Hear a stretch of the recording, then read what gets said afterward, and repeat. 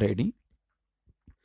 Mr. Speaker, sir, it is with very great pleasure that I welcome the proposals which the Honorable Minister announced while presenting the demands for grants for the Ministry of Agriculture. In recent times, there has been a general feeling that the agriculturists in our country do not receive as much encouragement as they deserve at the hands of the government.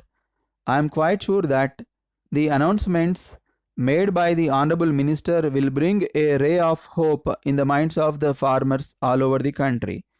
I hope that the government is very well aware of the fact that need for increasing the agricultural production is greater at the present moment than at any other time in the past. Of course, I do agree that we are in a very comfortable position as far as the food front is concerned. We have enough stocks of food grains at present time, and we are also hopeful of a bumper harvest in some parts of the country. Our public distribution system is functioning fairly satisfactorily, and the poor people are able to get their requirements of commodities at low prices. But at the same time, we cannot afford to overlook the fact that the balance of payments position is not favorable.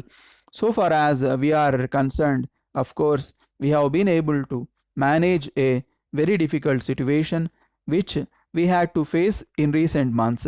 But there is no doubt that there has to be a further improvement in the position as early as possible. We will be able to achieve this only by increasing our exports. Keeping this in view, the government is already taking steps to encourage exports from the policy statements being made from time to time, both on the floor of the house and outside. I think that the various controls and constraints on exports are likely to be removed as soon as possible. I am quite sure that these measures will go a long way in boosting our exports, but there is one important aspect which we have to take into consideration. If we look at the composition of our exports, we may find that agricultural commodities formed a major part of our exports even in recent years.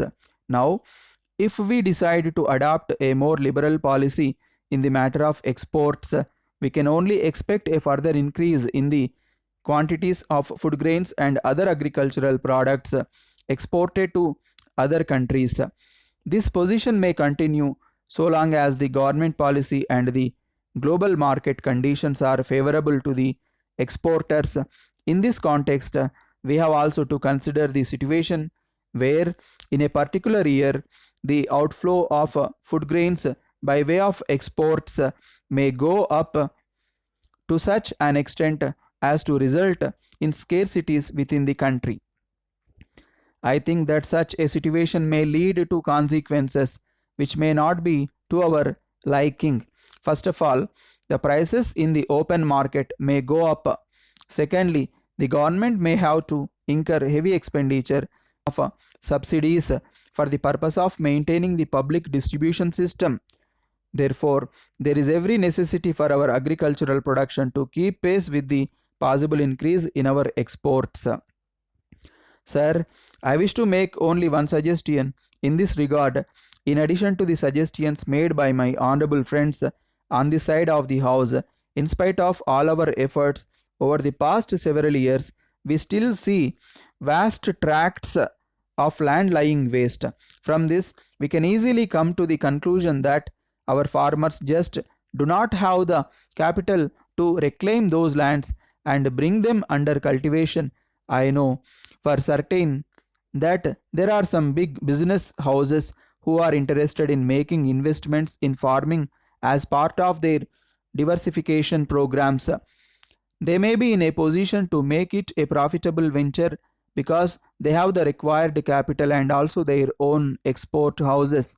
Perhaps they may expect some concessions like tax incentives from the government.